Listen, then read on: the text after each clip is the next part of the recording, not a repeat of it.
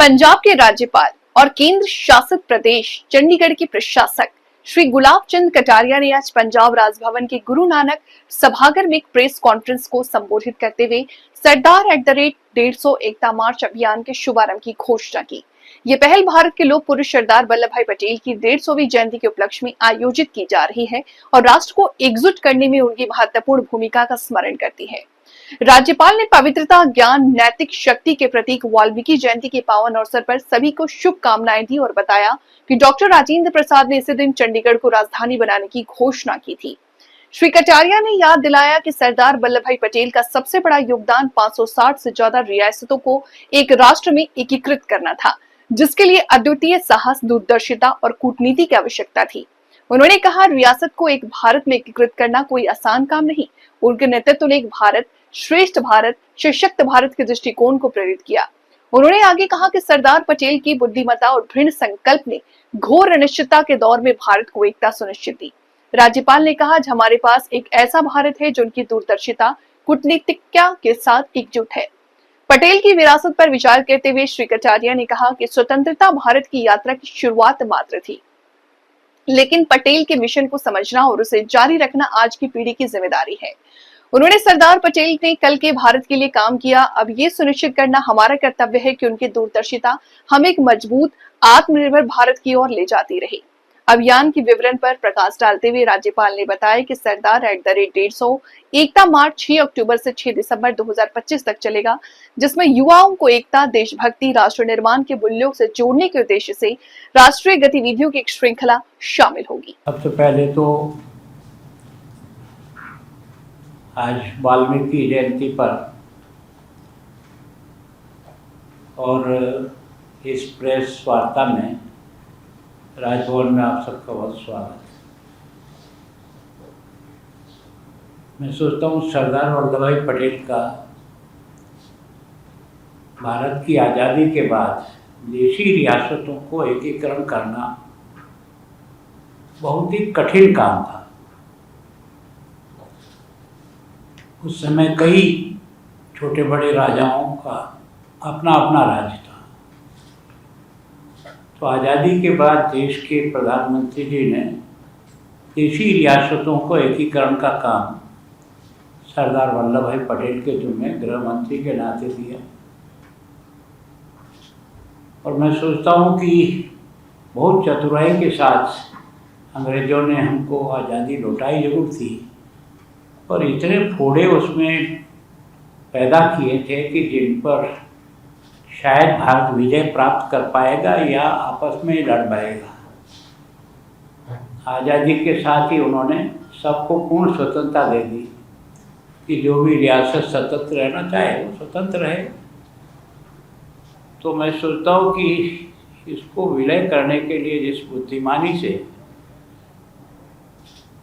सरदार वल्लभ भाई ने अपने कौशल का प्रयोग किया और अलग अलग जगह जाकर के जो देशी रियासतें थी उन सबको एक भारत श्रेष्ठ भारत, सशक्त भारत बने, एक ताकतवर भारत खड़ा हो, इसके लिए प्रयत्न किया। मैं उस मेवाड़ से आता हूँ जहाँ का राजघराना भी एक मेवाड़ का राजघराने के रूप में जाना जाता था। गोपाल सिंह जी ने स्वयं सरदार वल्लभ भाई पटेल उदयपुर आए, उनके राजभवन में मीटिंग हुई और वहाँ उन्होंने कन्विंस किया। तो शायद पहला राजघराना बना राजस्थान में कि जिन्होंने अपने आप को संपूर्ण देश के साथ सम्मिलित किया और अपने राज्य को उसमें विलीन किया। इसीलिए हमारी विधानसभा में सबसे पहला जो चित्र लगा हुआ है असेंबली में वो मेवाड़ के राजघराना महाराणा गोपाल सिंह जी का लगा है। फिर उसके बाद छोटी छोटी रियासतें सब धीरे धीरे सम्मिलित होती गई, एक सशक्त भारत बनना शुरू हुआ। हैदराबाद के नवाब का रुख अलग था, वो अपने आप को स्वतंत्र रखना चाहता था, भारत के साथ सम्मिलित होना उसकी इच्छा नहीं थी। उसके बाद सेना भी थी, सब प्रकार की शक्ति भी थी। तो मैं सोचता हूँ उसको भी शक्ति का जवाब शक्ति से दे करके ही उसे समझाया और उसने भी फिर अपनी सहमति दी। तो एक तरह से आज जो भारत है उसको एक करने में सबसे बड़ी उनकी बुद्धिमानी, उनकी योग्यता और उनकी देश के प्रति समर्पण है। इसने जो है भारत को सशक्त बनाया और इसलिए सरदार वल्लभ भाई पटेल को लौह पुरुष कहते हैं। तो इसीलिए कि उनका हर निर्णय देश हित के लिए होता था, उनका अपना कोई हित नहीं था। भारत कैसे मजबूत बने, भारत कैसे ताकतवर देश बनकर उभरे, तो उन्होंने उस काम को किया। और इस कारण से ये जो स्टैच्यू ऑफ यूनिटी का जब निर्माण किया देश के प्रधानमंत्री जी ने, तब एक आह्वान किया था कि सभी अपने योग्यता के अनुसार जो भी आपके पास लोहे का सामान हो, पुराना खड़ा टूटा फूटा, वो सब आप डालो और उस सारे के सारे लोहे को, देश भर के लोहे को इकट्ठी करके ये सबसे बड़ी स्टैच्यू ऑफ यूनिटी जो बनाई है, वो एक तरह से केवल और केवल उनका स्मरण नहीं करा रही है, तो देश की एकता और अखंडता का एक स्वरूप खड़ा किया और सब लोगों के द्वारा खड़ा किया गया है। इसके कारण से स्टैच्यू ऑफ यूनिटी आज की तारीख में बहुत बड़ा भव्य और दर्शनीय स्थान बन गया। जो भी लोग गुजरात जाते हैं वो वहाँ जरूर जाते हैं।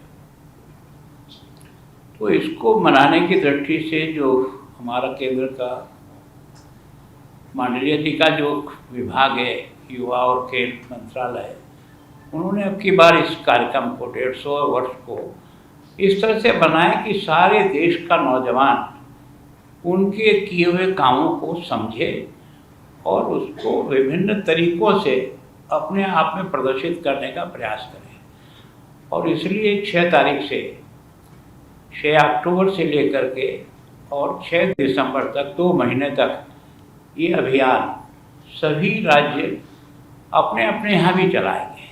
वो केंद्र का जो है माय भारत वाला पोर्टल, वो तो है ही है, उसमें तो सब बच्चे उसमें अपने अपने जो भी है लेखन है या जो चीज़ें हैं वो तो डालेंगे। लेकिन हर स्टेट को भी कहा है कि वो अपने यहाँ भी नौजवानों को इसको जोड़ने के लिए विभिन्न प्रकार के कार्यक्रमों का आयोजन करें। वो तो उन्होंने केवल सिंबॉलिक बताया है कि भाई हम 31 अक्टूबर उनका जन्मदिन है, उस जन्मदिन को जो है ना आप अपने अपने राज्य में कोई तो भी बड़ा मार्च एक तरह से निकालें और अधिक से अधिक नौजवान उसमें जुड़े, ताकि एक तरह से देश की यूनिटी हर स्थान पर, हर शहर में अपने कार्यक्रमों के साथ नौजवानों को उसको जोड़ सके। विभिन्न प्रकार के लेख प्रतियोगिताएं हैं, विभिन्न प्रकार की, कोई राज्य को पाबंदी नहीं है।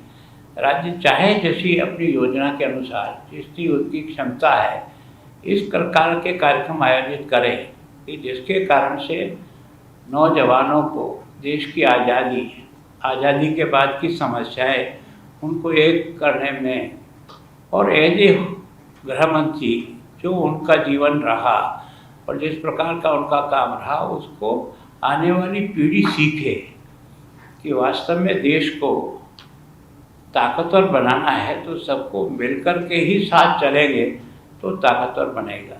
उसी बात को देश के प्रधानमंत्री जी ने उठाकर और इसको स्टैच्यू ऑफ यूनिटी के साथ साथ उन्होंने भारत किस तरह से एक, हम सब लोगों को राजभवन में एक भारत श्रेष्ठ भारत मनाने के लिए भी उन्होंने हर राज्य का जब भी स्थापना दिवस है तो आप अपने यहाँ रहने वाले उस राज्य के लोगों को भी बुलाओ और जहाँ आप कार्यक्रम कर रहे हो वहाँ के लोगों को बुलाओ और उन दोनों संस्कृति को, उनके जो रीति रिवाज है, उनका जो कुछ विशेषता है, उनके जो महापुरुष हैं, उनके बारे में भी आप एक दूसरे के बीच में चर्चा करो, ताकि भारत का महापुरुष किसी स्थान का महापुरुष नहीं होता है। गुजरात में पैदा हुए तो ये बात अलग है, लेकिन सरदार वल्लभ भाई पटेल के और गुजरात के